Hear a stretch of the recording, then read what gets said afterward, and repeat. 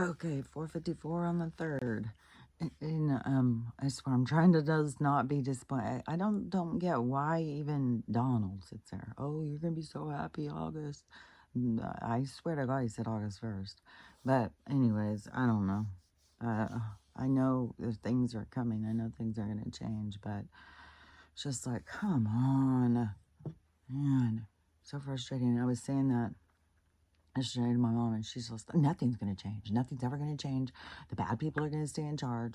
We're never going to have change. No money's going to change. All that stuff. And it's like, um, but I know it's truly is going to change. And so I don't know. You know, there's so. Let me finish this real quick.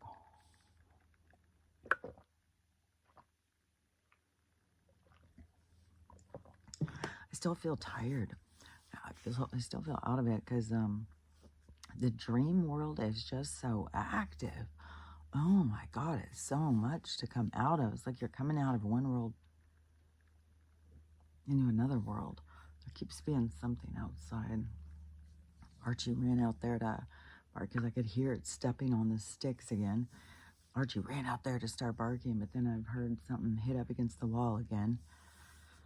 It's like, and see, right by the wall, there's this tree, and the tree like goes down to the ground. So it's not like a deer can run up and hit into the wall. It couldn't get through the tree. So I don't know what it is. It's like, I don't know, some kind of energy or something. Oh, and there goes the little ones out. We're gonna go out there, probably start barking at something. Oh, it's almost 5. Um, I don't like it when they go out. It's weird because yesterday, like at 4, I could see light, but today I don't. But yesterday, it was like the sun was an hour ahead of time. It was going so fast, and then my mom wanted to go to this farmer's market thing, meet up with my sister and all her family. So we went out there and walked around, which while I was out there, I was just standing there talking, we're standing there talking like in a group. And I turn and look and see this old friend that there was this weird falling out that I never knew what happened. And I asked her and she would never tell me. So I never knew what I did to piss her off so much that she quit speaking to me. And anyways, but I saw her and I know she saw me. And I just turned and looked away. I have no interest in talking to people from the past, really. It's just like, you knew me when you knew me. That time's passed. So, anyways, and then she turned and left. I think she was with her husband, and they left. And I was thinking, I wonder if she left the whole place because she was like worried I was gonna come and talk to her or something. It's like, no, dude, I'm not one of those girls who runs through the store. Oh, hi! Start jumping up and down and screaming. I'm always like, oh, that's a little weird. I've so many times I've seen somebody in a store and I just turn and go to a different aisle. It's like, no, I have no desire to reconnect or sit and talk, all this small talk bullshit. Oh, yeah, let's get together. Even though I did run into somebody who is a new person in my life. And I did talk to her, but this was the other day. And she invited me to a whole drama. She was the one who had invited me to that music thing, and I went up there and I was like, oh, this is like a date place. It was real low key, the lights were out and stuff, but and all the people sitting around, it was just like, it seemed like a place with a date, and it was just like, oh. So I didn't go, and then I hadn't seen her, but I ran into her again, and she's had a whole bunch of drama happen in her life. So now she's single, but pregnant with her 3rd child. The husband had cheated on her, and it's her fault. That's why I kind of like, because people can't take responsibility for themselves. And so he blamed his cheating on her. And so she's pregnant. He's moved out, and but so she has a show, and so she said that was coming up, and then she wasn't going to be doing anymore because of the baby thing. And So anyways, I'm going to go to that show. I think my daughter and I are going to go. But anyways, I was like seeing, I don't know. I don't know. New connections or something is different than old connections. It's not like, it just is like the time when the season is changed, why try and go backwards? There's no reason to go backwards to me. So I'm forwards. The, which, okay, I've already dropped off of this one thing that I was going to say. I know sleeping is wild. It's like, fuck, I'm just in a whole nother world. And then coming out of it, it doesn't matter. It's weird because I can be in a place and then all of a sudden wake up and then go right back into this other place. And it's just like I'm going in and out of these places. But then when I get up, it's like, oh my God. I feel like only half of me's here or something. It feels so weird. But this one girl, this video I wanted to talk about because I've been saying this for so fucking long. And all of a sudden a huge heat wave just went through. I've been talking about aging isn't real. Been talking about it for ever since I figured it out. Because I didn't know before. And, okay, Max, don't start. I'm doing my work, okay? Go sit down. So, the dogs react to all this stuff. Like the heat thing going through. Anyways. Okay, dude, let me do this, okay? I know he has not been feeling good at all. But anyways, so I've been saying from, no, Max, okay, go, you got to go sit down or something. No, go over there. It's like, oh, he is, like as soon as he hears me rustle in the morning, he'll come jump right on me and start. I think both of these dogs, they're very tactile. They want to rub up on, they want to feel on them. Like when we go walking, he's got to rub through all the bushes. And maybe he got used to that when he was homeless because it was like, oh, bushes feel good. But Archie, like if I put my feet up on an ottoman, he'll come up and just keep rubbing up against my feet. It's like he'll put his body like he's just rubbing up and back and forth. But anyway, so back to the same one I was talking about. So one other thing about the farmer's market thing too, because I had been, like the beef tallow is supposed to be like this fucking magnificent stuff for your face. And so, there was a farm who makes the beef tallow. There was a bunch of different farms. There was different crafters and stuff. There were 65 booths. There was music. It was so freaking hot.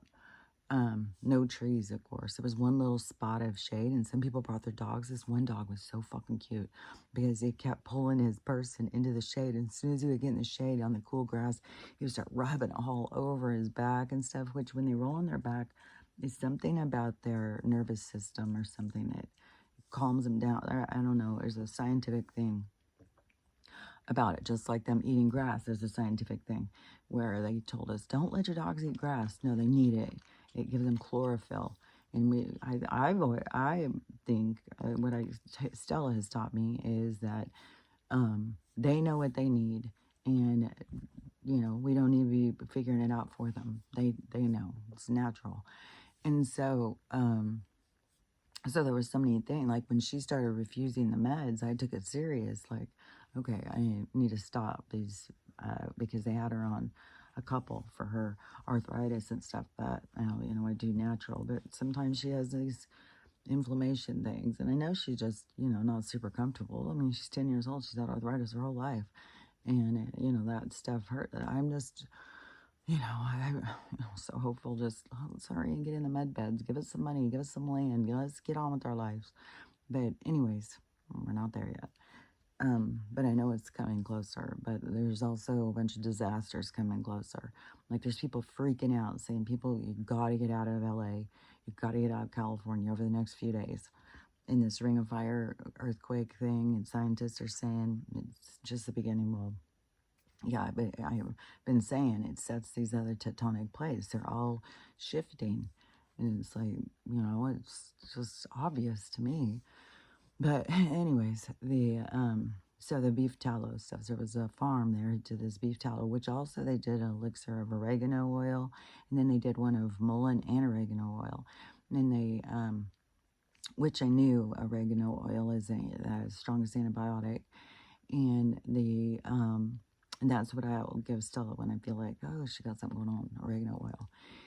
And which he said 3 drops in a gallon of water. So if you're trying to get your animals to take it, it's mix up a gallon of water, put 3 drops in it, and then just give them the water. And that's supposed to help them with infections and stuff.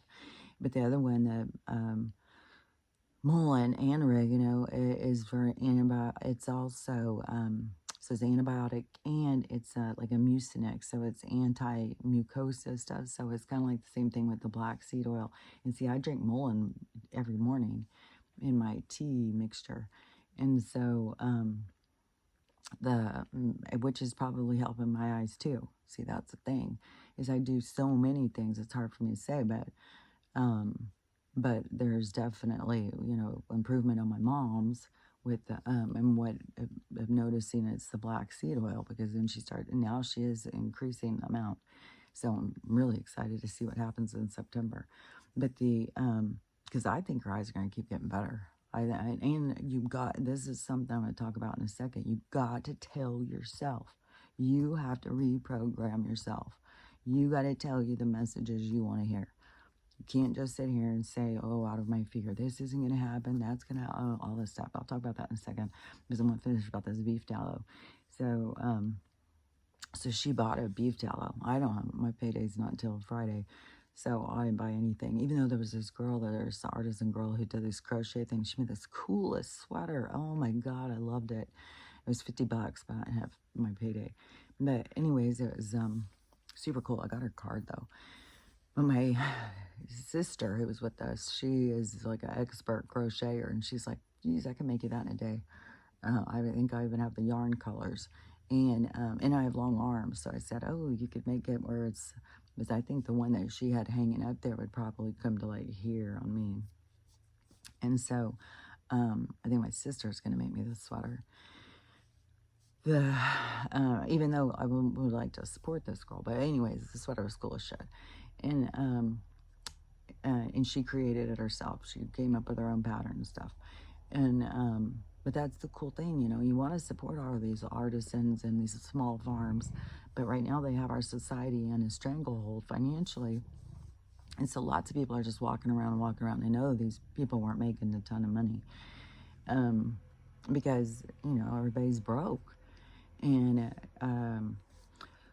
but we got some vegetables at the farmers, one of the farms that had food, and we're going to make tempura with that. And then she got this beef tallow. So she opens it up and she's like, oh, here, you guys want some of the, put some on? And I was like, yeah, I really want to try it on my face. And my sister, me, and my mom all put it on our face. And it's supposed to be really, really good for your face. Like if you don't want wrinkles, if you have wrinkle, whatever, you're supposed to put this on. And it'll really help your face. It feeds in nutrition and stuff. But it's like literally wiping like animal fat on your face. I don't eat, I stopped eating beef and pork when I was a little kid. And I only ate it when they forced me. It grossed me the fuck out. And so I've never eaten it. And the smell is pungent to me.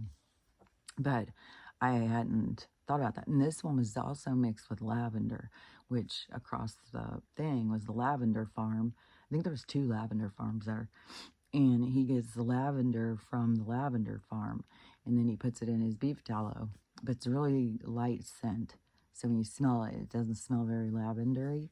But anyway, so we would put it on our face, and oh my God, for the rest of the day, I was like, oh my God, I swear to God, I feel like I've got a roast on my face. And my mom kept going, I don't smell anything. I was like, oh my God, I can't even imagine if it didn't have, because there was an unscented. I was like, oh my gosh, it is so strong to me. So anyways, because the bottle the thing she got was $25. I see it all the time online and people pushing it, which another thing I just saw about is saffron. So if you have any menopause symptoms, then it takes away your menopause symptoms and it reverses a lot of this stuff. And the one that they were pushing on there is micro ingredient. I found it, so I have a link I found it on Amazon. But micro ingredient, and then there's saffron plus, and stuff like that, so you can get extra things in it. But anyways, it's a natural way to, so you don't have to do hormones and stuff. Because like right now, I know somebody who says they're going on hormones, and I'm like, no, they're so bad. And she's like, oh no, actually they're very good now, because you always get this with these people who believe in the medical system.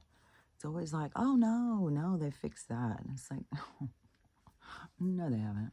So I always want to go natural as far as I'm concerned. I mean, that kind of drives me crazy. Yeah, okay, well, we're going to reduce the drugs so you can afford them. It's like, I don't. Get off the fucking drugs, people. So, anyways, but it's a step down process. It's like we're on the first floor. We got fucking 14 to go. So, anyways, the saffron, the beef tallow. Okay, so it did make your face super. It was kind of like greasy, but I mean, the castor oil kind of feels greasy, but I like the feeling of it being soft and stuff. So it felt good on your skin, but the smell.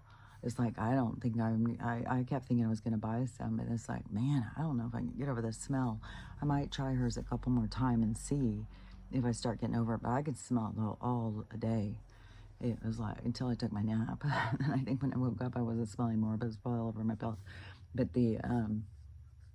but I do enjoy taking naps, I'll tell you, because it's like I just leave and go into another world. And then it's like I need to go spend time in this other world. So I'm going to leave this one for a while. I'm going to go lay down and go to this other one. And so, anyways, but the other thing that I was going to say was about this. So the thing I've been talking about for so long and saying aging isn't real. Aging isn't real. I've been saying it and saying it ever since I figured it out. Because as soon as it started going backwards for me, then I started seeing like, oh, so it's a lack of minerals. It's being overrunning your system by toxins. And then your system's run down and you're overrun by parasites. And then you are deficient in your immune, and then certain toxins cause inflammation, then cause joint pain and all that stuff. So I started putting it all together, and I started seeing, oh, it's not real. And then I've been. Is this how sounds are so like yesterday when we were driving, my mom's like, oh, these clouds are so cool looking. And I was like, doesn't it just look like a backdrop, like someone's been up there painting them in the sky all day? I said, it looks weird. I kept being like, man, the sky looks weird. And I don't know, this was the first time she was like, no, it's not. It looks totally normal. She just didn't say anything. Which there's so many weird sky videos that people are doing, and we've had some of the same ones that they're putting out there. There's weird shit in the sky, 100%. Which yesterday, these 4 plane things flew over the top of the house, and as they were going, because it was so loud, it always gets me because it reminds me of World War II, I think when my plane went down or something. But the sound always gets me in these propeller, like these planes, and I don't know what they were, but there was 4 of them, and they went over the house. But when I was standing and I was watching, and 2 of them, and it was so low to the house, I was like, man, are these some kind of drones or something? Like is it an illusion? Did it look like a plane for 1 minute? Now it look like it's trippy. It's like going in and out of seeing things. Like you see it one way and then you see it a different way, and it's weird. I don't even know what the hell, because when the last 2 went over, all of a sudden they looked so much smaller, but they were so low over the house. It was weird. It was like, man, perspective is so weird. And this world is so fucking, it's an illusion. And so it's fucking fucks with you. But this is the part of the aging thing. So let's just do this real quick while we're talking about it. Because another thing we should be paying attention to while we're looking at the growth is the color. And and it's just so trippy, because that old video that I'd seen of myself, and how, if you don't remember, this was all white, all white. And not only was it just white, it was like cotton. So it was like the hair gets totally drained of everything. So it was just like this cotton. It was just like a little wild. But I got compliments all the time on it because it was cool looking, because there was so much white. It was almost looking like I had a mohawk or something of hair, but then it was getting scattered through. And, look at it now. It's not, this is all there is left, is this little bit. So it is right here at this part. So this part, but I can see this is starting to look darker too as it's coming in. But this is like the only part now is it's white. Well, it doesn't even look as white. Like if you were it's looking more and more like, I think it's this light reflecting that makes it look more white. But it looks more like blonde, like a blonde streak or something. But I still get compliments all the time on it. But it's just, it used to be so white. And now it's not. So anyways, but throughout the whole thing, I was seeing that aging isn't real. And so I started talking about and telling people, what to do. Confirmation. Yeah, I started telling people what to do if you were having aging, because I can see it more even with programming. And I could see the programming thing too with, well, the birthday thing is part of it, but the programming of what they put in the movies and stuff. Like I said, they're not going to put Michelle Pfeiffer going in and playing, grandma or great grandma or something, because I could be a great grandma right now. That's what's so trippy. And but my oldest granddaughters, they aren't having kids at this point. I don't know if they will at all, because so many young girls don't even realize that they're sterile because of those things that they've been doing. So, but there's, because I know they're active, but they are not having any kids right now. So, but I could be a great grandma. But so where they put grandmas, and they don't even acknowledge great grandmas. I think they want us to all be dead, that but they would always put him in when I've watched some of the shows when they'll have older grandmas and stuff. I'll go look up and see the person playing. So they'll have like somebody who's like 75 playing a 60-year-old, because they want you to get into your mind that it's way older than what it is. So they put in people who carry themselves, look way older. And I think probably if some actress goes in and she looks real good, they're like, well, you look too young. You gotta look older. And some go and do it. Some, like, Glenn Close doesn't look like how she looks normally when she played that grandma. And so some will go in and play, they'll make themselves look way older in order to play, because that's what the studios want to push. Because it's part of programming us to see things in a certain way, to see ourselves in a certain way. And so you have to, confirm to yourself or reaffirm to yourself. You have to go in and, you can't go in the mirror and look at yourself and go like, oh my God, look at that wrinkle. I'm so hideous, which I've seen a lot of people do. And you can't go in and nitpick yourself apart and just tell yourself how hideous you are. Your face is changing. You're getting old. You look hideous. Look at all your wrinkles. You're ugly. That's hating yourself. That's not loving yourself. So you have to be nice to yourself. You have to talk nice to yourself. That's breaking out of program, breaking out of indoctrination. That's taking control of your mind instead of letting them control your mind. And so you have to tell yourself, like I'll tell myself, like, your skin's looking so much better. You're so much healthier. You're feeling so good, and tell myself, your hair's growing in great. Your hair's doing so great. It's getting so nice and it's so soft. Your hair's so soft. And tell myself, stuff like that. Like tell myself good stuff.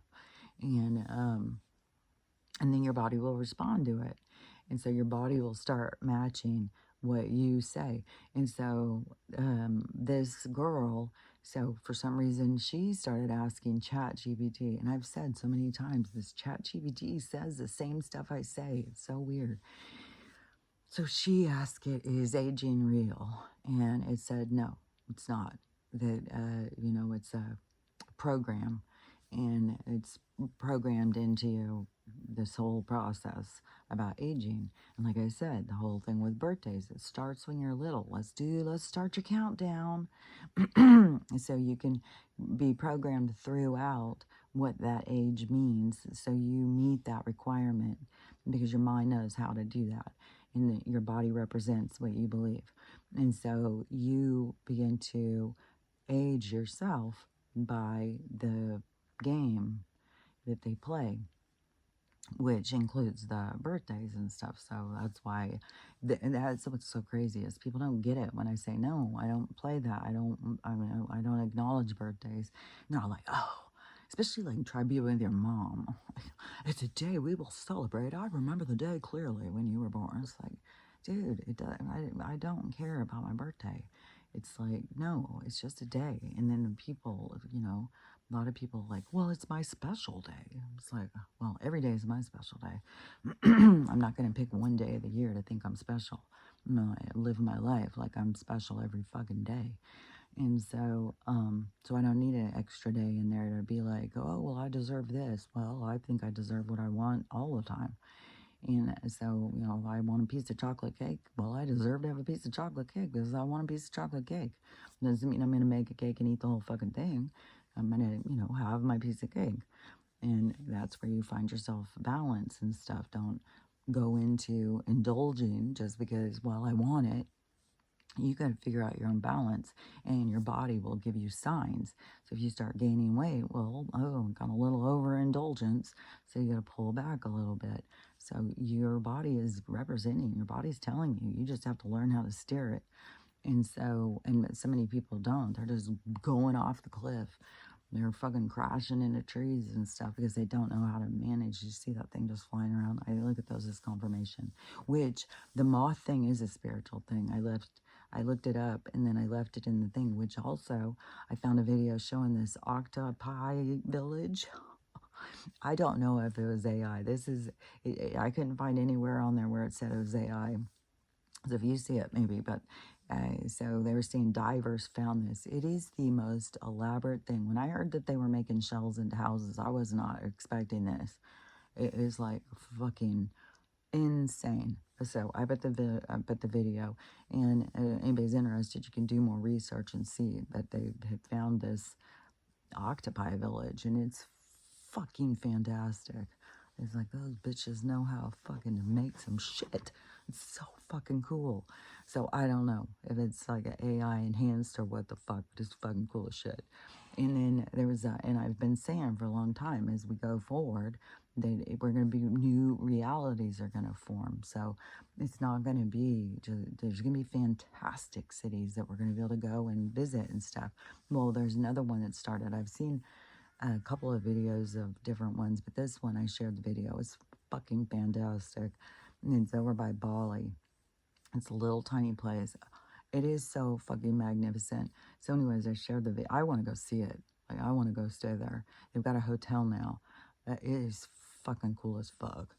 And so I put a video on yesterday's video, so you can go in. It's a TikTok, so you can go in and you can see, like, and then the day before, I think, is the octopus village. So yesterday's video has the Bali village for humans, and then the day before has the video of the octopi village, which is cool as fuck. So anyways, so this girl, she started asking the chat GPT about the aging thing, and the chat GPT said, no, it's a program, it's bullshit, aging isn't real. And it's a way for us to decay ourselves or something. I don't remember all the stuff it said, but it's all stuff that I've basically said anyway. But so then she starts asking it. It's like 4 parts where she asks it 4 different questions. And it's like, well, how do we reverse it? And what do we do? And stuff like that. Self-talk. You got to tell yourself the messages. So you have to tell yourself, like, you don't sit there, like, just like what I was saying, don't go in there and start telling yourself, oh my God, I look so horrible. I'm so old. I'm so I can't do it. I'm too old. I can't do this. I'm too old. You got to do the opposite, which every conversation, always I have conversations with people is, because it's pretty trippy when, there's people who are my age and they are like, my sister told me that they know somebody and she's living in a nursing home. She's so sick. People are on canes. People are falling apart because it depends on their program. But yeah, it's a big thing when you start getting older and all these people start being like, oh my God, they're so old. And they're just getting older and older. It's so crazy, especially if you are going backwards in the whole program, and the people just keep going and going. It's like, but you can't stop everybody. You can't, everybody's here. Every soul's here for their own thing, their own lessons. And so, anyways, but it's so wild, because you see some of these people who are like super decrepit and they're your age. Some are even younger. I saw a guy who looks like, and he goes, well, 50 or, I look like I'm 40 because he was doing some cream to take away bags under your eyes. And it was a very magical cream, that's for sure, but I don't know what's in it. But then also something that is used for hemorrhoids also can do the same. People were using that for a long while because it pulls everything tighter. But anyway, so I'm sure that it's kind of like a cream, a little bit like that, even though he does another video to show those two, the one cream and then the hemorrhoid cream.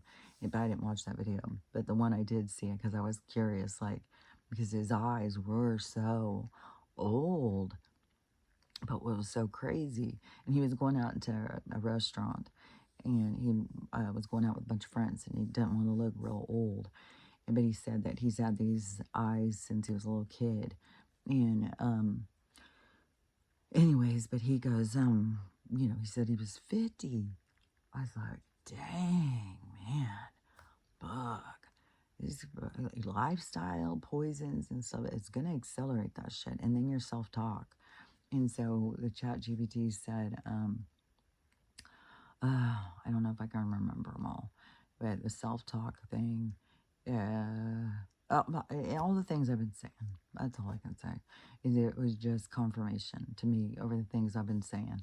And, how could that be if it wasn't real? How could I be saying something? And plus, I'm going through it. I'm experiencing it. So I'm not just making it up. I'm not sitting here getting older looking while I'm telling you to go out and get younger looking. I'm telling you, like, this works. This works. My hair is changing. I feel like everything is changing. So, but the chat GPT said, yeah, aging isn't real. It's made up. And you can break that program, and it tells different ways to break it. So if somebody wants to hear the chat GPT one, I can also find those videos and share them. Because sometimes I share a lot of things with Amy because then I can go back in and find it. And so I shared those with her so I can go in and find it in our communication. So so if you want to see those. And let me think, is, it's like, it's weird because all morning I was like, man, what am I even going to be talking about? I don't even know what the hell I'm going to be talking about. And, so I don't know. I gotta see what it is. Health, I know that. And, taking care of yourself. In the storm or whatever, these things speeding up. Oh, and something about with numerology and the 8-8, and everybody's always talking about this 8-8 portal. I just saw this guy talk about numerology, and he was saying all these different eights. H is 8, and so he was talking about all this H. Hulk Hogan, he just died, 8-8. Somebody was just at the White House, 888. Donald, his thing is 8-8. I don't even know like what that is. Oh, in gematria. So there's different names you can put in, and then it will pop up, and his has an 8-8 or something. So all these different things about this 8-8, which now we're in this.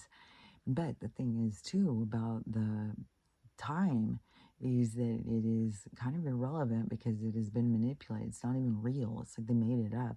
And then they use different calendars.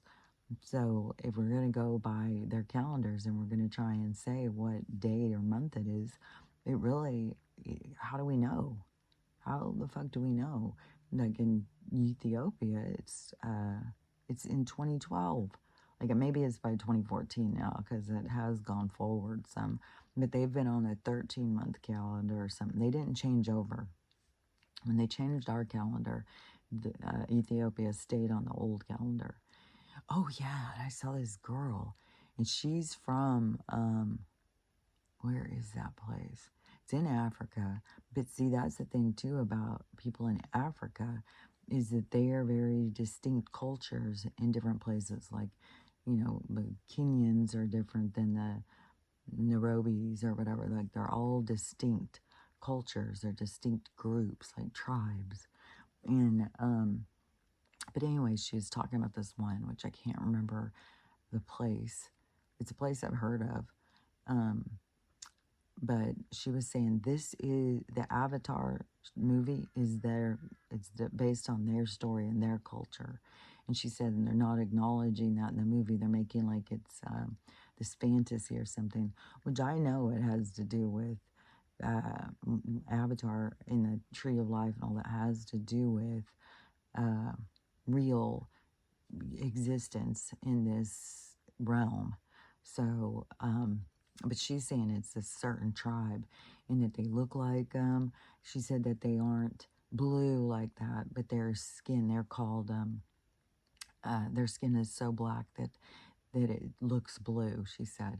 So their skin is considered to be this bluish black color. And then their ears aren't way down here, which there's another guy also saying if your ears are lower than your eyes, that to watch out for the people whose ears are down lower than their eyes. So if your ears go here, but when their ears are way down here, that a lot of sociopaths or serial killers, their ears are way down here. Which I just saw this guy tell this really creepy story about this serial killer thing. And he said that, you know, supposedly we all come across some serial killer at some point in our life. He goes, I don't know if it's true, but I feel like I did at one point. And so he starts telling this story. And he was one of those people who goes out to the houses for realtors and takes the pictures. And so he was, had an appointment to be set to go to this house. And he was supposed to be meeting the lady who, it was her mom's house. The mama died, so they were selling the house, and the daughter was supposed to be meeting him. So he gets out there and knocks on the door, and a guy comes to the door. And he was like, well, where's the lady? And he goes, oh, she's not here. I'm her friend's friend. I'm here. And so he's like, okay, well, that's weird, but whatever. I'm just here to take the pictures. So he goes in and starts taking the pictures. He said this guy was right on him. Every room he went, he's standing right behind him. And the house is totally empty. There's nothing there. There's nothing for him to steal or anything. So the guy is right up on him every room he would go to. And this was in Cincinnati. And he said that he kept going up and being like right behind him. He'd be taking the picture, and he kept telling the guy, could you move back? Your shadow's in the picture and stuff. And so he kept pushing the guy back and pushing the guy back. And the guy would go back. And the guy kind of reminded me, how he explained, it kind of reminded me of like, I don't know if he looked like Alfred Hitchcock or something. But so he was like, was kind of shorter and round and bald and stuff. So he, but he kept getting really close to him. And so then he's like, okay, well, I'm done. I'm going to go. And he goes, oh, wait, you didn't do the basement. He goes, well, they didn't tell me to do the basement. I didn't know there was a basement. And he goes, oh, yeah, there's a basement. He goes, well, is it finished? Because I don't do them unless it's finished. He goes, yeah. I don't know if he said it's finished or not finished, but he said that they wanted a picture of the basement. Got to get a picture of the basement. And the guy's like, okay, where's the basement? So he starts going, and he starts going down the stairs to this basement. He's thinking, oh, I'm going to run in there and take this one picture. and be out in a couple seconds because he's already totally creeped out. This guy's giving the heebie-jeebies anyways. So he starts going down the stairs, and he said the guy was right behind him. Right, just every stair he would go the stair right behind him, that close. And he goes, he stops, and they're like halfway down. He goes, look, I need to go down here by myself. I don't need you to come down here. Your shadow's going to be in the way. I need you to go back upstairs. And he has one hand behind his back, too, which is weird. And so the guy's like, no, I'm going to go down there with you. And the guy's like, no, I'm not going to go down there. And forget it then. And the guy starts getting really pissed. Like, you got to go down there. You got to get this picture. And he said he started like sweating. He started getting really mad and holding his mouth real tight and stuff. And the guy got so weirded out. He's like, no, he pushed past him, which he's obviously was bigger than this guy. And he rode a motorcycle. So I don't know if he was like a tough guy or whatever. So he just pushes past this guy and goes back upstairs and gets his stuff and just leaves. And he goes out to his motorcycle. And then he realizes like, well, I'm missing a lens cap. And he said when he had gone past the guy was just pissed. He was so mad. He wanted him in that motherfucking basement. And so then he realizes he left this big old lens cap in there. And he said it's really big. He showed what it looked like. You know, it was, not a little flat one. It was this big, thick one. And so he's like, fuck, now I'm going to have to go back in there. So he goes and knocks at the door, and the guy comes to the door again. He's all like happy. He's like not mad anymore at all. And he said, I think I left my lens cap in here. Do you mind if I look around? And he goes, no, please come in. And so the guy goes from room to room, can't find this lens cap anywhere. And he goes, well, I don't know. Did you see the lens cap? And he goes, I think you left it in the basement. And the guy was like, no, I didn't. And the guy goes, yeah, I think you did. And the guy was like, no. And he just takes off, goes, gets on his motorcycle and leaves. And so after he leaves, he gets a call from the realtor. He's like, why haven't you gone to the appointment? He goes, I already did it. I've already finished. And he goes, well, the woman's sitting here waiting. She's been waiting for you to get to the house. And the guy goes, well, her friend was there. And the friend told me to come in, and I already got all the pictures. And she said, well, I don't know who that was, because the woman didn't have any friend that was going to meet you. She's been there waiting for you. So the whole thing, and he goes, I don't know if he was a serial killer, but it was really creepy. And there was a person that had been dismembered found in, I don't know if he was found in a basement, but it was where they suspected a serial killer, but the police wouldn't say. They would never say, oh yeah, we have a serial killer. But I was like, ooh, that is creepy. When everywhere I ever lived when I was growing up, there was always, because I grew up in, in Kansas, In Cold Blood, that movie that Truman Capote wrote about those killers, that so he did the story on In Cold Blood. But my uncle's farm, there was a house out off of one of the fields, and at this point when we were kids, it was already becoming dilapidated, and so nobody lived in it anymore. But we would go back there to go see it because it was super creepy, because the guy who did live in it was the tall guy in Cold Blood. Because there's the short guy, Robert, what's his name? Got a bunch of Roberts, different names going in my mind that I've known throughout my life. But anyways, he was an actor. I can't think of his name. But he's the shorter one. And he was like a little kookier. The taller one, he's the one who lived back at the back of my uncle's farm with his dad. And so he went to jail, went to prison, and I think he got the noose. But and then the dad ended up getting sick and going to a nursing home or something. So anyways, the house, but it had still stuff in it and everything, but it was super creepy. So, and those guys went and killed a family in Kansas, like a farm family. And then, so that was, I don't know if he's considered a serial killer, but anyways, that was creepy. And I can't remember, I know that there was other serial killers back then. But so then when I moved to Dallas, then there was a whole bunch of serial killers. Like, there was a bunch when I was growing up there. real famous, the two, I think they were, I don't remember if they were friends or they were cousins. I can't remember their names. They were creepy as fuck looking. But they didn't just stay there. They went around in the South. And then I think it was one of them married their cousin. I think that's the cousin thing. I think they were friends. And one of them married their cousins, and then their cousin, who was like 14-year-old girl or something, they ended up killing her too. But they went around and they were killing a whole bunch of people, like in Florida and stuff. They killed a lot of people. And supposedly they were killed Adam, but the whole thing about Adam is he's not even real. The whole thing is made up. Walsh, whatever his name was, they did that whole show about America's Most Wanted or whatever that show was. And Adam Walsh, was his kid named Adam or was he Adam? I don't remember. I remember his last name was Walsh. And I can picture him. I remember who this guy was. I watched the show a lot of times, and it was always so sad about his story, because I even watched the movie, I think on Lifetime or something, about his story, about he went to the mall, his little kid disappeared at the mall, they closed everything down, they're looking for him, he gets taken, and then it's like a week later or something that they find his head or his headless body. It was some horrific fucking story that, of course, is going to pull on our heartstrings.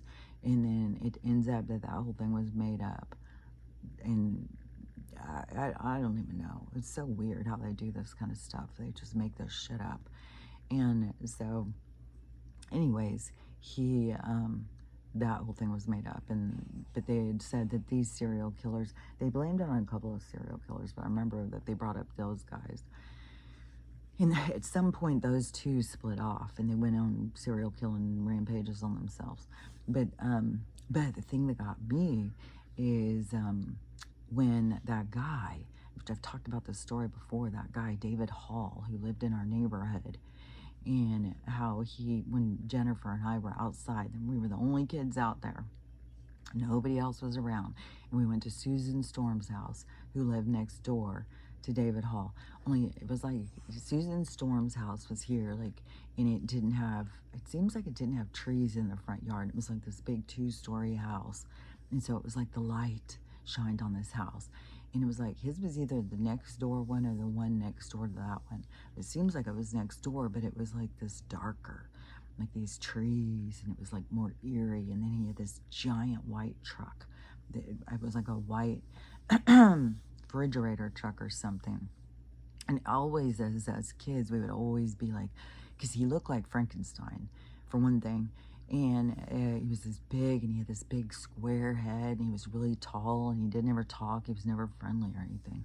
And this big truck that he drove, and it looked like a big refrigerator truck, and we would always be, because nobody ever saw his wife either, and we would always be like, he probably carries his wife around in the back of that truck and stuff. We were always creeped out by this guy.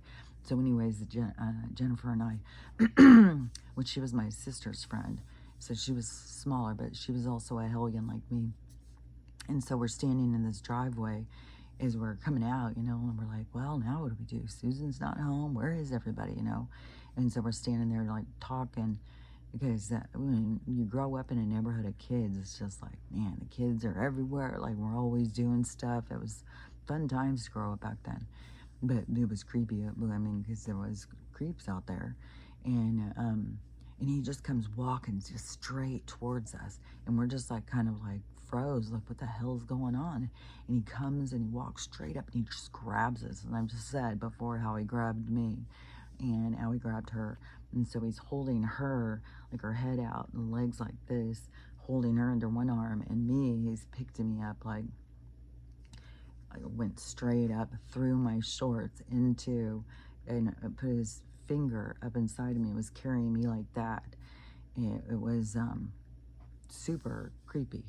And so I'm already being molested as I'm being carried by this ginormous guy. And he's got both of us. And it was, so just walks, never says a fucking word. Never says anything the whole fucking time.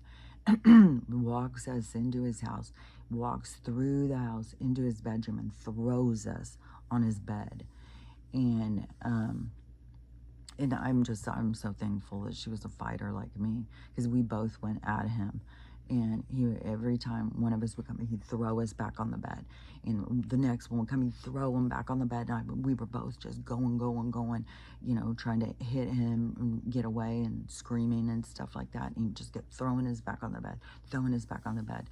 But we wore him down before he wore us down. We did not stop. And then all of a sudden, he just moved to the side, and we took off running out of the house. Now, I ran home and told my mom, and I don't know I've never understood, unless my mom, she didn't call the cops. She told my dad, and then he said not to call the cops. He said just let it go. I've never understood that. I never understood, but I was a clear sign in my life that I'm on my own here, and nobody was there to protect me ever. It was always me, and but anyways, I always wondered, like, what would he have done? Was he a serial killer? What was this white truck and stuff? So I don't know, but that was my scary interaction, which another girl, this is something to really pay attention to, because this is a young girl. And so she said that she had just moved with her husband to a new town because he wanted her to move to this new town. Because a lot of times when people are abusive, they want to isolate you away from other people because they're so paranoid. A part of abuse comes from their own paranoia, their own fear, their own deep fear of abandonment or rejection, and that you could cheat on them, you could hurt them. So they've got to keep you in line so you can't hurt them.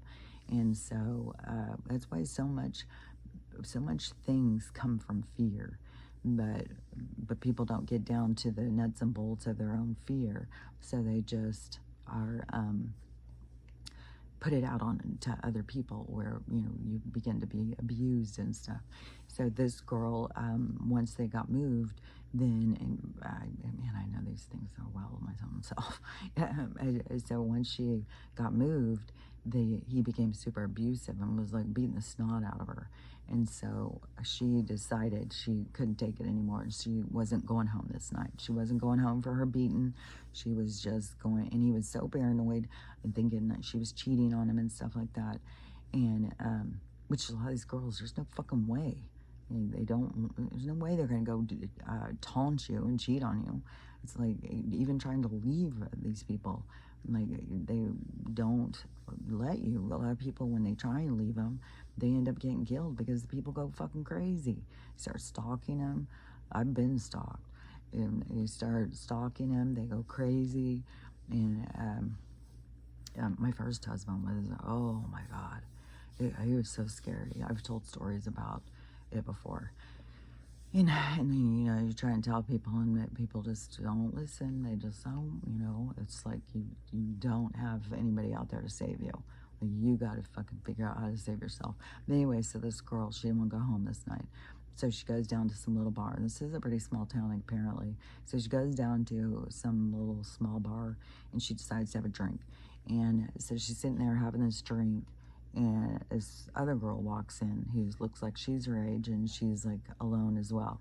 And so she sits down next to her, and she orders her another drink and orders her one of the same. So then they're sitting there drinking and talking, and the one girl thinks now they've become friends, and so they're having this good time. And then by the time the bar closes, the one girl, the new girl, is not the girl who was trying to escape her husband. She is pretty drunk at this point, and she still doesn't want to go home. She doesn't want to go home and deal with him, and so the bar is closing. So the new girl, she says, well, you can come to this bonfire with me. I'm going to go to a bonfire. And so she's like, okay, I'll go with you. And so they take off in this girl's car, and she said it was great. They're driving, the music's blaring, the windows are down, the wind's blowing. It was just a great summer night, and she just like, feels like she's got her new best friend. And she is so excited, to not be going home and stuff. And so she said the girl's driving, and then all of a sudden, they're going down this road, like an old dirt road or whatever, and then all of a sudden she pulls over in this field, and she just, in this open field. And so she's like, well, what the hell? So she turns to look at the girl, and the girl's just looking at her. And she said, what's going on? Is something wrong? And she goes, get out of the car. And the girl's like, no way, it's dark out there. I'm not getting out of the car. And she's like, tells her more firmly. And I think by the third time, she pulls out a pocket knife and she tells her, get out of the car. So the girl's like freaking out, like, what the hell's going on? So she gets out of the car. The girl comes around, is facing her. And she, you know, her whole personality's changed at this point. And she said, I'm giving you 20 seconds head start. And the girl's like, what are you talking about? And she's like, what's happening? What are you talking about? You know, she's freaking out. And the girl's, I'm giving you 20 seconds. You're wasting it. And the girl is like, what? You know, she's freaking out. And so then I think it was like the third or fourth time. And then the girl of saying, this is it. You're wasting time because I'm only giving you 20 seconds. And so the girl figures out, like, this is serious now at this point. So she takes off running as fast as she can and goes into the woods. And so she's running through the woods. It's dark as shit out. She can't see shit. And she's running through the woods. And she hears the girl. And she said she gave her like 10 seconds or something. So she's like 10 seconds behind her. And now she can hear two of them. And she can hear them talking. And so there is a guy's voice and a girl's voice. And so they're chasing her through the woods. The girl who's running, she has no idea what the fuck. She's now knows like she's in a serious problem. And she gets up and she comes to a river.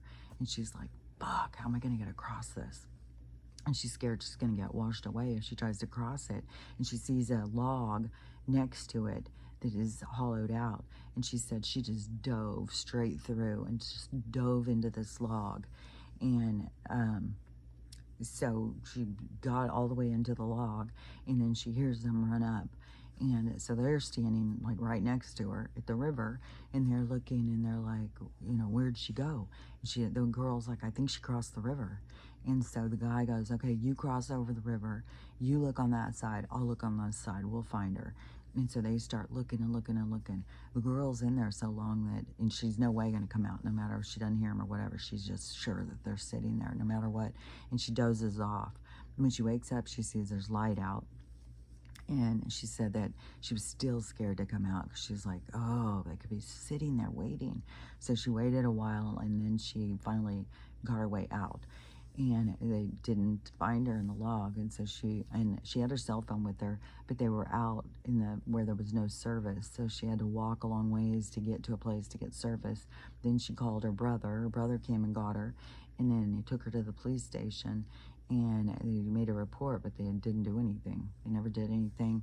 She said it was probably fake names and stuff, but it was like, oh my God, you know, people like that do that all the time. Like, I know the elite are into this hunting people thing, and they'll get like a crap load of little kids too. Like, how terrorizing. This girl was 21 when this happened, and they'll get kids that are like 5, 6 years old. I don't even know how old that they will do it to, maybe 8 or something, because they're not going to fight them and stuff. So they will little kids, and then they will put them out in the woods and do the same thing. And then they do that whole like horn thing or whatever, and the kids have to take off, and they have to go and hide. And then once they get them, they assault them, and then they, you know, have their way with them. And then at the end, because there's some people who have lived through these things, and they said at the end of it, there's a ritual, and you know, there's a bloodletting thing, because they got to get that adrenaline, they got to get that good stuff. So they do that, which there's that one girl who has come out about her dad, the police chief. I don't remember if it's New Jersey or whatever, but she has said that you know, she was going to counseling, and this stuff came out in counseling. So it was the counselor who turned in the dad, and the dad, the girl has said that the dad was just one of the group, that there was a bunch of men that she knew, that they would, and they would all bring all these kids, and it would be the same thing, exactly what these elite people do. And that because they do this kind of stuff all over the place.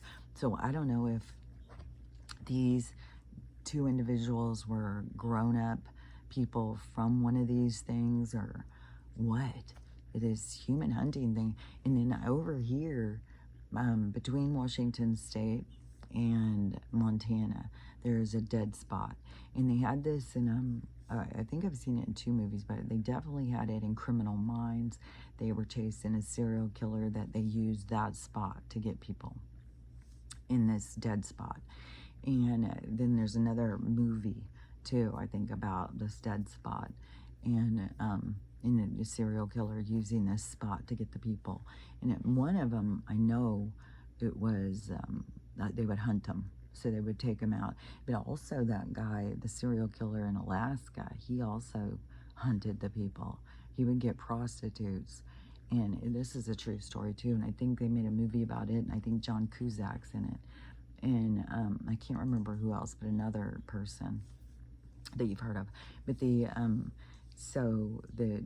would go and he would get his prostitute, take her out to the woods, and do the same thing. Like, you got this much time, take off, and then he would hunt them. He would always catch them. He used a big old giant shotgun thing. And I think that there's even been some serial killers in Appalachian. Like, some of these people get out there and they want to hunt people. Like, hunting animals is too boring. They want to hunt people and see, what the challenge is or whatever. It's kooky. But these were like young people and going and doing that. So, and there was another girl weeks ago who, I don't remember her whole story too, but I think that she had been drugged. So she was out partying with all her friends, and then her friends left, and she stayed with the new friends. And I think they put something in her drink, and then, had a gangbang or something. I don't remember hers. Hers wasn't as scary as this other girl's. Like, they're fucking hunting you. And the one girl only has a pocket knife. Like, ugh. She said it wasn't even like a big one. Like, I don't know, what was that, 100 stat? Like, or are they gonna just right here? Like, what's their plan? And then, but who knows what the guy had? Because the guy wasn't in the car. The girl met up with the guy once the girl was running. Then the guy comes. So, and who knows if he's just sitting out there waiting for this whole thing to go down. Like, was she texting him from the bar? Oh, I got one.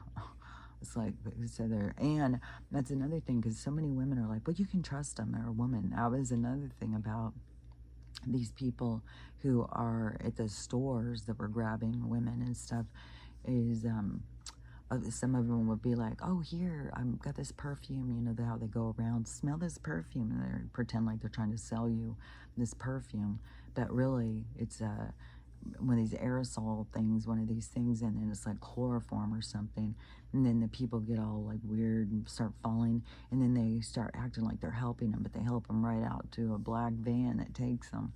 So, but other people who have gotten away also have said it was a woman who was the lure, and that was also a lure on, I think it was a serial killer, maybe in Australia. I don't remember who this one was. I also saw this movie. It was super creepy too. But it was, these two were creepos. It was a guy and a girl, just like this one. It was a guy and a girl. And then they would, the one girl who I know that they got, they pull up in a car, and she's on a bike or walking or something. They're going to give her a ride. The little girl thinks, oh, well, it's safe because there's woman's in the car. And so she goes and gets in the car, but then they go and they kill her. Well, I mean, you don't know what she thought, because she didn't talk about it, but it seems like maybe there was somebody who lived and they didn't. I don't really remember how, if that was speculation in the movie. Well, she got in the car because they could have still grabbed her off the street.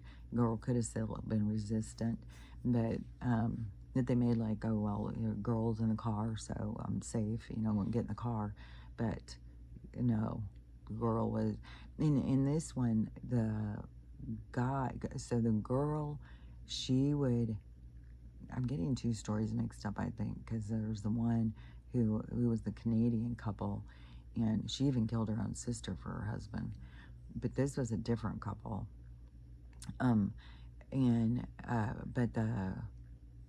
But the girl would help the guy because the guy had a thing for kids, so she would help him go get them. So it may add to, I think it was the wife telling stuff. So she would go help get the kids. Then she would sit in the car while he took the kid into the woods, did his business, and did his whole massacre and all his stuff that he wanted to do. Then she would come to the situation, and then she said they would often have intercourse on top of the dead body. Yeah, that would be, like, how low can some people go? Like, how desperate are you to be with somebody? You know, that you just lose all sight of all your morals and stuff. You'll just do whatever, and stuff like that. Like, oh no, all the different things though. No matter what, no matter what weird shit goes on here, everybody has to face themselves. There's no getting away from it. And it's one thing to be caught up in your emotions, your fetishes, your who you are is this person in this, but your soul, when you leave this situation, your soul. So the who you face is your soul. It's you, your higher mind, your more established self. It's not. So people think like, well, you're gonna get punished by God or whatever. No, you're gonna meet yourself. It's your own judgment that's gonna come down on you. You can't get away from that. But that is, I think, a huge motivator as to why people are born over and over and over and over and over, because of in order to wash themselves free, in order to see, and the challenges of coming in and overriding your emotions, overriding your fetishes, overriding your impulses, to be able to connect to yourself and live through your morals rather than your emotional roller coaster that your emotion. And then see, they keep people so cut off from their own selves that they don't answer to themselves until it's like too late. And so there's no getting away or and it's not like, oh, well, you just go burn in hell. Like, no, facing yourself for eternity is a lot more, so I always am like, you gotta be mindful of what you do and who you hurt and stuff. You can't just come into this place and be, going through like a confirmation, a bull in a china a store. You can't just go through, just barreling through, knocking everything down. You were held accountable to yourself, from yourself. Even the universe doesn't look at you with you're held accountable to the universe, because the universe looks at it as it's all growth, it's all experience. But like, just think of little things of having to forgive yourself. But you go and you do that stuff. I mean, there's people who have I've heard of there's one guy who was in Washington State in the prison here, and he had hurt a bunch of kids, and he was in prison begging them to put him to death. And I don't know if he's still alive. I don't know if an inmate took care of it or what. It seems like he's gone now.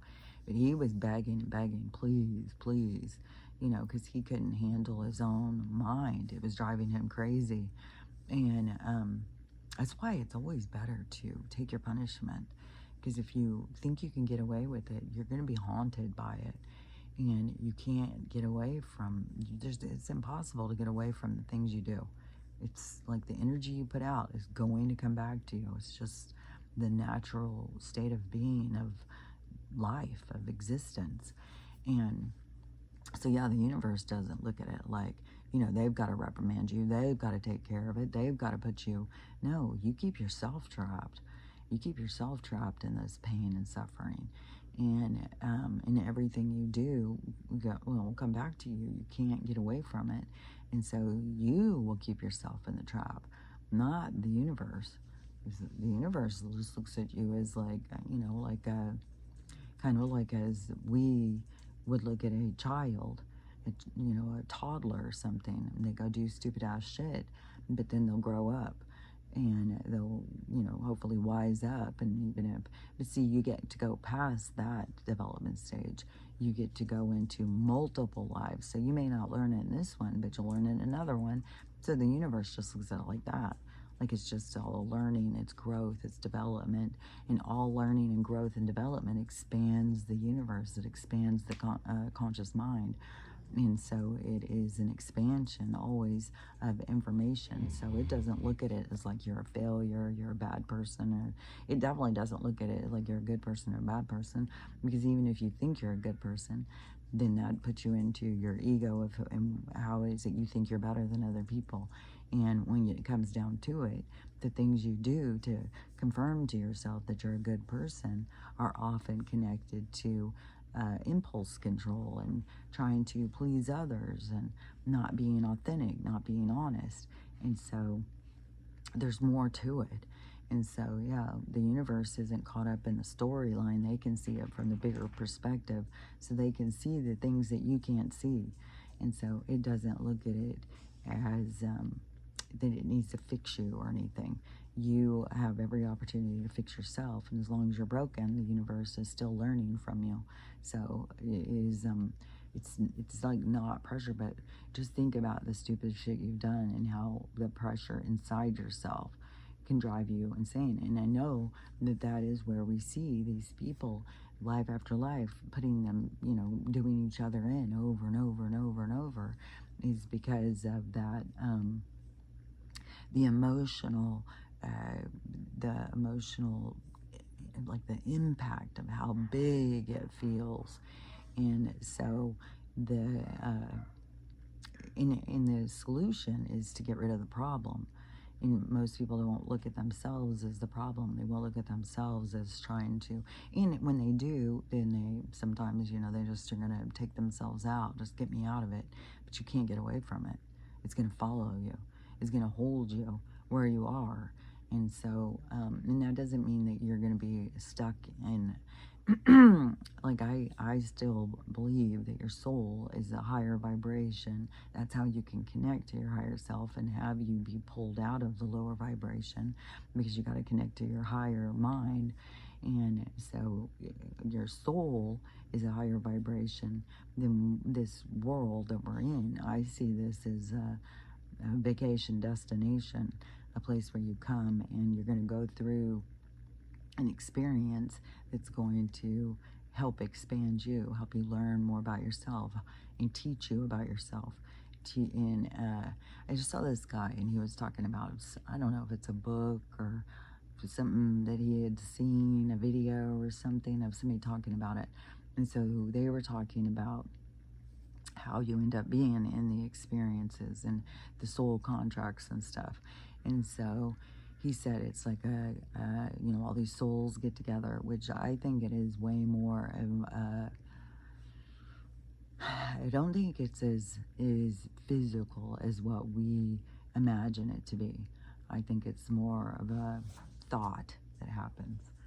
And so, but he said that, so a group of souls gets together, and then one soul is like, well, I want to experience, tragedy. I want to see how I get over it. I want to see if I can get over it. I want to see how I pull myself out of it. So I want to go through an experience where my whole family dies in a car wreck. And so, any takers, anybody want to do this with me? And then, one person will be like, well, okay, I'll be the one who crashes into you and kills your family, because I want to see how I can come back from whatever. The one wants to get over loss, the other one wants to get over you've caused a problem, whatever. Everybody has these things that you want to get over, you want to grow, or you want to see how you get over it. What your behavior is, who you are, because that's what the soul's journey is, to figure out who am I, what am I doing, and how do I do this and how do I do that. And so that is the reason of all these storylines, and that's why so many storylines are so crazy and so impactful and stuff. It's because the soul wants to get the gain from it, and wants to get the healing, and wants to get the growth, it wants to understand itself.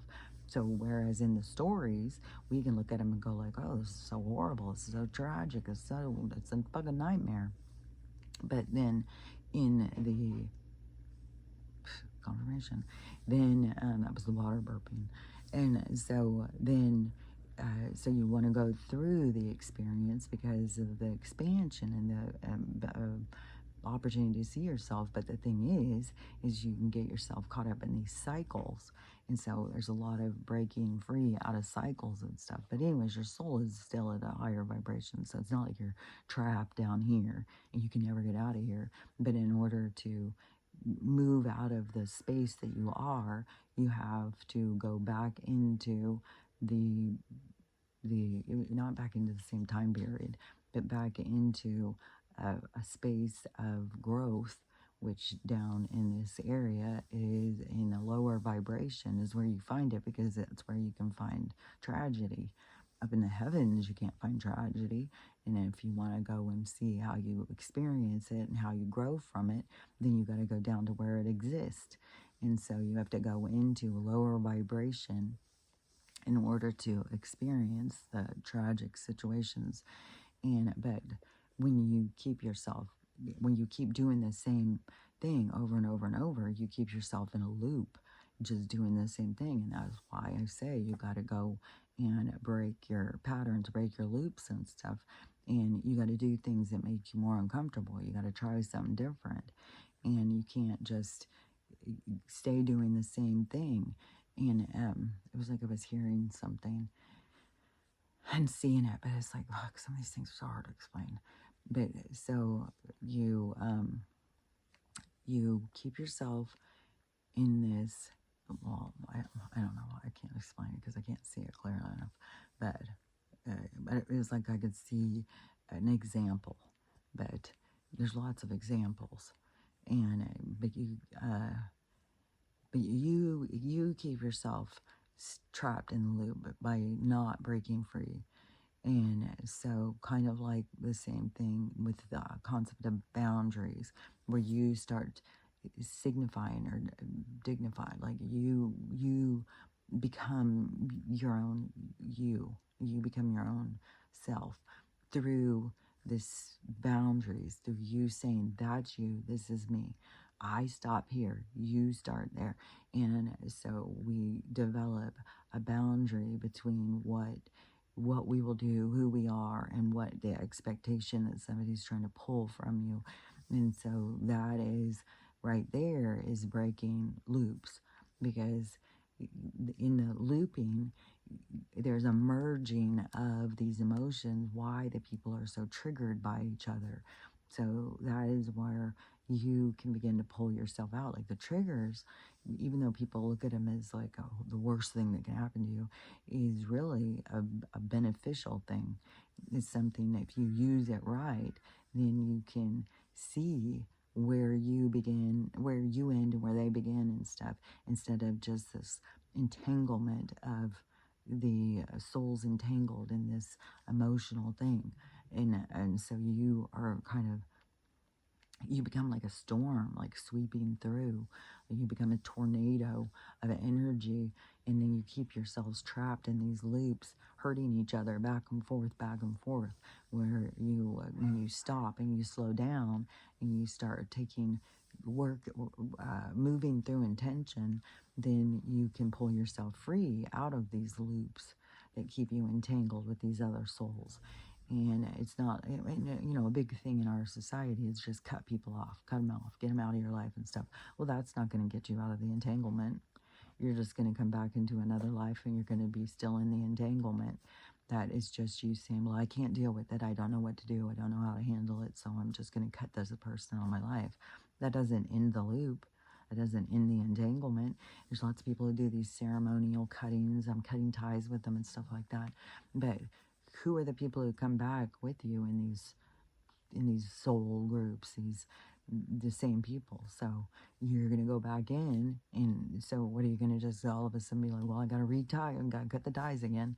No, you're going to keep having these same loops, these same entanglements, because it's energetic, and you have to actually move out of it. You got to untangle yourself and move out of it. And to me, it's like you untangle yourself by making different choices, doing different things. And that pulls you out of the loop. It pulls you out of the structured way that you find yourself. Ooh, I just thought of something I was going to make. I got this pizza crust out, and I was just like, all of a sudden I could smell cinnamon rolls, and I was like, ooh, I'm going to make cinnamon rolls with that pizza crust. Man, you are very needy this morning, aren't you? This face, look at this little face right here. This one's Max. And yesterday it was weird too, because I was laying down and I was sleeping. I'd made some chickpeas or garbanzo beans, whatever you want to call them, in my crock pot. And I was thinking, well, I'm going to make this like tuna salad stuff with those, because I had some dill out of the garden. Not a whole bunch grew, but I was like, oh, I'm going to make like a tuna salad, only you use chickpeas with this dill. And so I went, we went to this farmer's market thing, and I came home, and it was just like, I swear to God, the sun just drains you all your energy. And so I was sitting in here, the dogs were asleep, I was looking on TikTok and stuff, and I was like, my eyes were getting so tired and heavy, I was like, okay, I'm gonna go lay down. Then I go into the other world, and but it started communicating with me and started showing me this tuna salad thing and this cucumber, and my mom had gotten a cucumber and an onion. And because at first I was thinking, oh, I need to get some celery, some pickle relish, and all that stuff, right? And so then I was in this sleeping situation, this other communication world. Then I started seeing this cucumber she had gotten and this onion, and I was like, oh, I'll go up and I'll see if I can use some of that cucumber and get an onion, and then I'm gonna get those chickpeas out and get my dill and then make this tuna salad stuff. And so I get up, I just pull myself up and pull myself out of it, and I come and I pick up my phone, and there's a message and a missed call. So there's the neighbor, and she's like, oh, it's food bank day, and we got your food sitting here. And I was like, oh, crap. So I go up and tell my mom, and my mom's like, oh, okay, well, she's got her own things on her mind. I said, well, okay, well, you want me to go get it? And she's like, yeah. So I come get her key, and I go to the door, because they're just down the street. And I was like, okay, well, her car, let's take her car. So, geez, Max. And so I go to open the door, and I start walking down, and the girl is sitting in the driveway. And so she came and brought it over. So I was like, oh, cool. I don't have to go anywhere. And then, so I start carrying up. There's 2 cucumbers and 5 onions. I was like, what the hell? I was like, fuck, this place is magic. So I get my cucumber, and I get and a little onion, because that was another thing. I was like, dang, I don't want to waste one of those onions, and I won't need that much. It was this tiny little onion. So I got this onion and this cucumber out of this food bank stuff. I brought it down and cut it. Oh my God, it was so good. And I had this the sour cream stuff that I had gotten out of the Mexican market part. And I tried one of the different ones, and it really reminded me of mayonnaise. So I was like, I'm going to use that as the mayonnaise in my tuna salad that I'm going to make out of the chickpeas. And so I cut up this cucumber and cut up this little onion, and then I cut up the dill, and then the chickpeas, I mashed them with a fork, and then put them all in there together. Took this sour cream, well, it wasn't sour cream. I can't remember what it was called, like crema or something. It looks and tastes like mayonnaise. So I took that and scooped it and put it in my stuff. It was so freaking good. Oh my God. I swear to God, when they tell you these things in your head, so I know these fucking cinnamon rolls are going to kick ass. So I'm going to make some cinnamon rolls here in a minute. So 1, 2, 3. 1, 2, 3, 4. 1, 2, and now I just turned to 5. 1, 2, 3, 4. We're in the countdown. We're in the countdown to change. I'm telling you. Change is on the precipice. We're on the precipice of change. But where the change comes from is internal. It comes from you needing to change. It comes from you needing to reprogram yourself, just on aging, on all these different things. You gotta change your programs, which this is another thing on this Sydney Sweeney thing, because I had said something to one of my daughters, and I was like, I kind of feel sorry for her. She's on the internet crying. I was like, God, is she suicidal? I felt bad, like, oh God, I don't want to be a bully. I don't want to be any part of. But then, I'm talking about, like, when you're choosing to be on these sex shows, and then you're doing bars of soap with holes in them and stuff like that to represent you as a character. It's like, I don't know, she's young. But my daughter said, well, she was the one who told her family, let's move, because I guess she's from here, or Washington State, and she said, let's move to LA. I want to be a star. And so they moved so she could go become a star. And then, she got into these, soft porn, teenage fucking, she's a part of a system. But, I don't know if her, because you have these professionals, your agent, and all these people are supposed to be helping you make the decisions, maneuvering through this stuff, but a lot of them are the pervs. So, especially if you're a kid trying to make it in these movies. And so, she went in and got in these shows. And so, and they put her on these commercials. And, these people who don't even, it's so fucking wacky, man. It's so fucking wacky. It's like, if you knew the stuff she was on, you would be on here ridiculing that. But all you want to do is go against these people and call them out and say they're so crazy. When all these people can hear the messaging, I don't know how these people can't hear it. It's like it's fucking comes right out of the Yahtzee script. What he supposedly in our fake history, what he was trying to create was the blonde-haired, blue-eyed people. It's because they're the superior. It's like, what in the world? And you're going to go do this and it's not going to backfire? It's like, maybe you don't know history. Maybe you never got taught that. I don't know. But, somebody should have known. Somebody should have told you. And the people who are, putting these genes out, they are... go look up, what they're involved in, who their friends are. You make your own decisions. And so so when I was saying to my daughter, she's like, I don't feel sorry for her at all. She's very much on the side of, like, she was somebody who loved her. She used to like her. But when the soap thing came out, it was already where people were like, what? It was bad enough when you thought you were, going to sell us your bath water. Like, we want your bath water. But then it was, then it went to the next level when the soap has a hole in the middle. I was like, that is fucking... And then, a huge group of women on that side are very much, they're sick of this over-sexualizing women and this whole thing of always for the man's gaze and always being sexy. Let's zoom in on the cleavage, and stuff like that. It's like, that's not independence for a woman. That is selling your body parts in order to get acknowledged and value, and it's like, no, but this has got to end. And where does it end if we don't put a stop to it? But, the loops that they create. And so, anyways, but I had said I felt sorry for her over her being on the internet crying, and my daughter was like, that's years old. That was a whole different thing. Had nothing to do with this. She hasn't even come out and said anything. But I did see a video where her cousin has come out and represented the family and said, hey, we're not on board with this.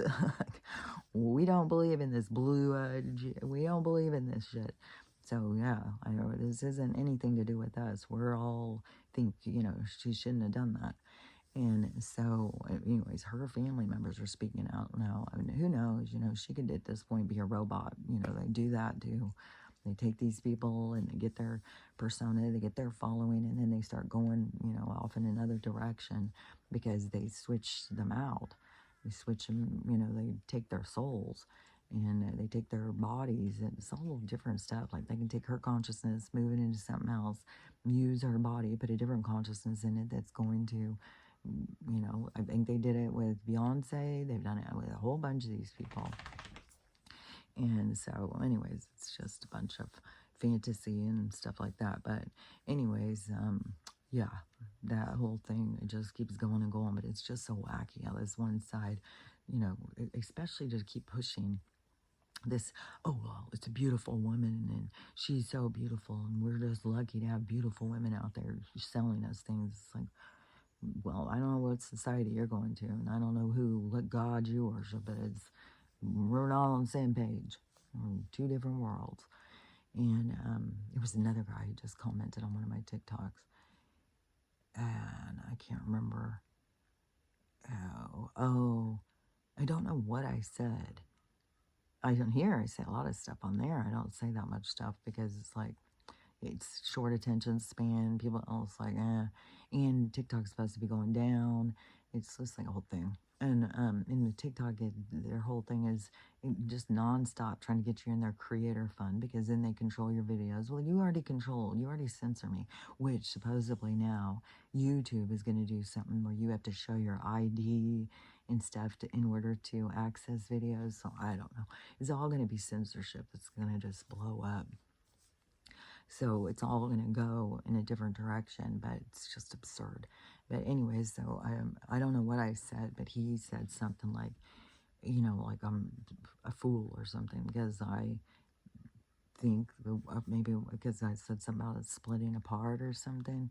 And he said, we're all going to just stay here. It's going to be, I don't know. And I was like, well, we're not on the same vibration. Like, you really want to know what I have to say about it? I'm on YouTube talking about it. And I'll go in detail. So you can go listen to me on there. I'm fucking not going to argue with this guy. I'm not in the same vibration. I'm not going to try and convince you of shit. Think what you want. I know, I know everything's going to split apart. I know that new worlds are going to be created and it's going to be through vibration. And, and I know where I'm going. I'm going to the one that we're going to be creators. We're going to be creating. We're going to be of a higher vibration where we're accepting and loving and caring. And we're not bitter and angry and divisive and judgmental and hateful and stuff. We're here to learn together. We're here to grow together. And so, yeah, there's going to be, a bunch of people are going to go in that direction. There's going to be ones that are going different directions. But yeah, these ones, it's like, we're not going in a direction where we're going to be over sexualizing people and stuff. It's going to go and then valuing looks, I just think, especially kids, they're so awkward. And so you as a kid, and they keep telling you, well, this is what's beautiful. This is what's beautiful. And you don't feel beautiful. You're never going to be that. You're never going to look like that. And how much you begin to hate yourself. And that's what drives all of, the beauty industry is the people hating themselves so much. So that we're going in a different direction. It's not going to be like beauty, it's going to be so much more in depth to people's character is where we're headed, not this shallow, superficial bullshit. So the depth to somebody is going to be way more relevant. So, which I think we're going to go away from is selling us shit all the time, selling us shit we don't need, telling us we need this and we need that, and fuck off. So, anyways, the direction I'm going in the world I'm creating, that shit's not going to be there. It's going to be way more of a well, there's people who are waking up and seeing, like, you mean we could just be out here just living our lives, catch your food or grow your food or eating apples off of trees and walking around and just living and doing that, or we can be slaves and rushing around, getting to work, driving on their crappy streets and their crappy cars. It's like, how did they get us out of this, living like tribes and just living our lives into this, living right?